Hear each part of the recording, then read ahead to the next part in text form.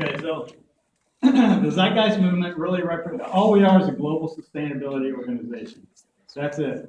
And we're trying to raise the awareness of what our true capabilities are today. And I'm going to try to do some of that here in my presentation to raise the awareness of what we could actually do. I mean, because personally, I think it's important to not only look at society as what it is, but what it could be. And if we can do things like 10 times, 100 times better, then we should be doing that. Well, it's kind of responsible, especially if you have any kids, right?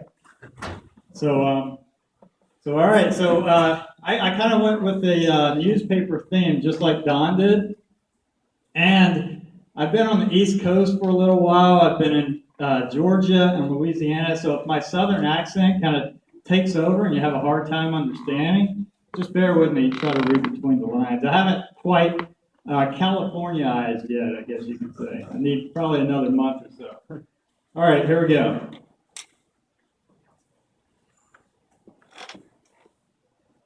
Okay, so Zeitgeist News. The headlines read, Zero Waste Economy, scientific method approach to production and distribution of resources allows for optimal efficiency and sustainability. Okay, as you peer further into this article, you see where it says, first application of scientific algorithm equation for production of goods and resources. Okay, so this may seem kind of insignificant right now to a lot of you. A lot of you are like, what the heck is that? It's this is very exciting to me because what this represents is the first time in history that we've actually applied the language of science and mathematics not only into our technical production efficiency, but and coupling that with our social orientation and organization as well. So what I mean by that is that by organizing these algorithmic equations, we can actually design at such proficiency for human and environmental concern as, for example, the city system over there. We can provide the designs for a city system that shows that all human needs, shelter, water, energy, food, recreation, education, everything is coupled within that algorithmic equation. Transportation is another example. Transportation, there's probably about 50,000 deaths a year here in the U.S. alone, about 2 million globally. And we can simply design our transportation in a way with these algorithms that from the very design, the mere possibility of having a traffic accident could be designed out of the equation. So the optimal top-notch efficiency and safety when it comes to travel. These are just some of the examples. And so it really opens the doors to really exciting possibilities.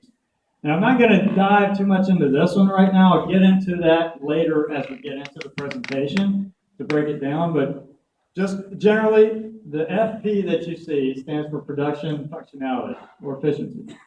Okay, and that's composed of design efficiency, production efficiency, distribution efficiency, and recycling efficiency equals maximum efficiency standards. Okay, like I said, I'll get more deeper into that as we move on. The scientific principles show that production efficiency actually starts at the human global orientation level. So algorithms are currently being worked out on that as we speak. So what I want to do with you first, before we dive into a micro view of this, until we really look into the city structure itself and why that design, why is it circular, how many people can it provide for, we need to step back way out of the box and take a more macro view, if you will. Looking at the Earth as a whole, and ask a couple of extremely important questions to ourselves. We already understand, the goal of humanity is not only survival, but to prosper and flourish, right? It mentions this in our Declaration of Independence.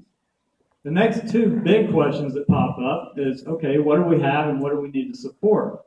We know that we have, a whole planet full of resources and an exponentially increasing population of 7+ billion people. So with that being said, right off the bat, we understand that, hey, these city systems, which is the social unit of humanity, they need to be designed in a way to ensure that every human being has access to the top efficient education possible. We want people to truly understand their interaction with the natural world so that we can understand our place and the ecosystems of the world. So naturally, if you're born into a society that really cares for you and you have the proper education to adulthood, then you're more than likely going to have maybe 2 children per family instead of like 14 or 28. So that education would be a top priority. Relevant education is extremely important. So what do we have? An entire planet full of resources. First step from there, naturally we would scan the resources and find out what we have where. If we have resource extraction potentialities, such as precious metals in a certain area of the planet, then naturally we would strategically orient that for resource extraction facilities. Energy, another big thing, massive thing. All our societies need that. We should scan the planet again. Oh, there's geothermal potentialities over here. There's wave over here. There's wind, tidal, solar. There's osmotic. We got OTEC, ocean thermal energy conversion systems. The potentials are endless. So again, we would strategically orient that and then go from there to connect the city units strategically close in a relatively close proximity. And this would represent the global resource management network, particularly as we track and monitor these resources to ensure that we don't, go overboard and use too much of these resources. So the social unit of humanity, we're finally getting to that. First of all, the social unit of humanity is the city system. It's estimated now that over 50% of the world's population, in fact, lives in city systems, and the numbers are expected to rise quite drastically. Very important things with the city. You want to localize the city system and decentralize as much as possible. There's no reason to, say, ship in blueberries from Chile anymore when we can grow them right here. The more goods that are coming in from longer distances really uses a tremendous amount of resources and energy. I mean, we all understand that the shortest distance between 2 points is a straight line, right? So naturally, you're going to want to shorten that distance for the less energy use. So let's grow the food in our city system. This city system is designed with an agricultural belt that grows all of the food for all of the inhabitants of the city itself. So everything is localized. The city system is also designed to meet all of human needs: shelter, water, energy, food, education, recreation. All of these things are designed within the city system to ensure everyone has access to that. Okay, and if you see, it looks like kind of a pizza, right? You've got it cut into different sections. This particular design, being the circular shape, it really represents the most efficient use of resources. Because, for example, you can design one section and then copy it 8 times and you have the city system. So the circular shape also represents the most efficient in distribution of these resources. You don't have to backtrack anywhere in the city.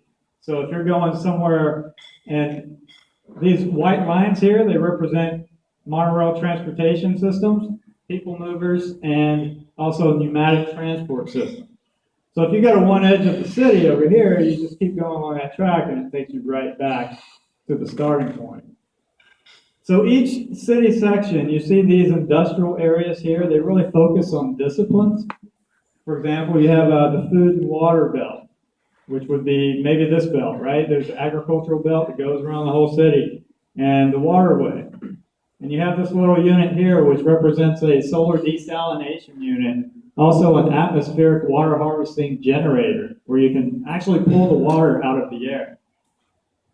So this sector right here, the industrial sector, may focus on food and water. And then you have shelter production technology, which may be another one. Energy advancements, maybe this yellow area here. Advancements in medicine, technology, waste management and recycling, transportation, recreation, here's the recreation belt outside there, and education. So these cities are designed in a way where at the edge of the belt, the recreation belt, is right next to the wild. Everything goes back to nature between the cities. So you have really a balance between technology and the environment. And if you compare this model to our city systems today, I mean, our city systems today are just torn apart. Just ask a plumber and he'll tell you. So these also, this particular city was modeled after, as far as population goes, was modeled after El Cajon. That's where I live. El Cajon has a population of 100,000 people. And with this city, there happens to be this little building here, and this one is supposed to represent the Hyatt in San Diego, which holds 2,000 people. So we have 6 of those. We've got 1, 2, 3, let's see, 4, 5, 6, which is in the central hub. And then you have the home, these are homes, that represents 500. So that would be 12,500 people per section. Multiply that by 8, and that's 100,000 people. So it's designed with a particular carrying capacity to take care of that amount of people. And then once you go beyond that, you build another city. Okay, also getting into the production and distribution. See those little dome homes there? Some of the things that, again, this represents the optimal technology that we can apply right now. So in a conceptual RBE, you wouldn't be living in homes that are essentially, made out of wood and nail, pretty much designed to break down as soon as you're done paying for the thing, right? So these homes here would actually be made out of earth-friendly polymers through methods such as contour crafting, extrusion methods, and with those methods, you could actually remold and redesign these homes as you age as well. 20 years, you may be like, oh, I don't like the shape of that home, I want a different design. That is actually a possibility today. So speaking of resources, how would that work, the production? Most of the resources would be coming in as a raw resource, except for resources, say, like ocean farm fish, for example. That would be processed right on site. But most of the resources would be processed in these industrial units here. So these 2 buildings here and these 2 buildings here. One area would represent fixed production, and one would be flexible production. So what that means is fixed production would be basically things that we use in mass on a daily basis. Say your food packaging, blenders, certain chairs, whatever the case may be, whatever we're using en masse, that's what's going to be done at the fixed production site. Flexible production would be more something, say, if you designed a unique chair, you would have it done there. Or say you came out with an amazing hot sauce food product or something like that. You might want to have that done there. Dang it, yeah. That's the name of my hot sauce, by the way. I didn't create a hot sauce product. I just had to throw that out there. I love this stuff. Anyway, home production. Okay, this is another production aspect that you can actually produce things in your home. Every home will be equipped with 3D printers, also atmospheric water harvesting generators, and food hubs to grow your own food. But you may decide you want to design a shirt. Then the resources would come in as the raw material, being hemp, nylon, cotton, whatever the case may be. And you could actually design that and print that out in your own. Pretty exciting. Kind of acts like a library distribution center that, how the library works, except for you can check things out for as long as you want, for your entire life if you want to. Check out a home, hey, I'd really like to stay there. You can live in there as long as you'd like. We have the technology to make that happen. And a lot of these, the distribution to your home, for example, these are pneumatic tubes. And pneumatic tubes actually run on air pressure. It's like the tubes at the bank. You guys remember going to the bank as a kid anyway? They're kind of dwindling out now, but as a kid, they were everywhere. There's little tubes that you would stick in there, and God, I had a thrill watching that thing go shoot. Oh, that's so cool. Mom, can we go to the bank again? But these are much larger, obviously, okay? And you could actually order your food from the correlation center. You could do that online, anywhere in the city system, and it would be shipped directly to your home in a matter of minutes. And again, everything from the beginning would be optimally designed for top-notch recycling. So So everything that you would not be using would go back into the tube and shipped directly to the waste management facility to be reused and recycled. Okay, since we're on the topic of transportation, again, back to the macro view of things, global transportation. When we're talking about coming in from other, international or intercontinental travel, then this is what we're looking at. We're looking at evacuated tube transport systems. And again, the difference between this and a pneumatic tube is a pneumatic tube runs on air pressure, but this thing is actually designed where the air is sucked out of it, so there's no friction from the air. So it's a pneumatic tube that is suspended by magnetic levitation, motionless, frictionless. There's a company called ET3 that actually projects that these things, that we have the capability of going up to 4,000 miles per hour with this. So this is the future of intercontinental travel on both freight transportation and, just personal leisure transportation. With this technology, that means that we can go from here to the East Coast in a matter of 30 minutes, or from say, Washington, D.C. to China in a matter of 2 hours. Another really exciting thing there. So let's get into the equation here. So this is the natural law resource-based economic calculation for production efficiency. Again, I mentioned the production functionality. You have the design efficiency, production efficiency, distribution efficiency, and recycling efficiency. Now, all of these individual aspects, they also have their algorithmic equations as well. So let's go into design efficiency and just look at that one. See what we got. Now, this is breaking design efficiency down.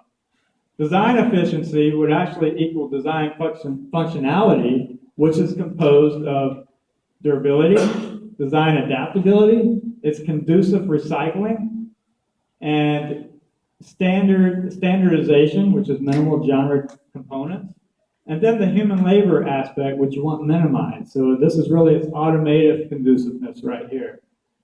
Okay, so why do you want to automate? Well, the automation, it would allow for mass global access. So it's just simply more efficient than having a bunch of people do it.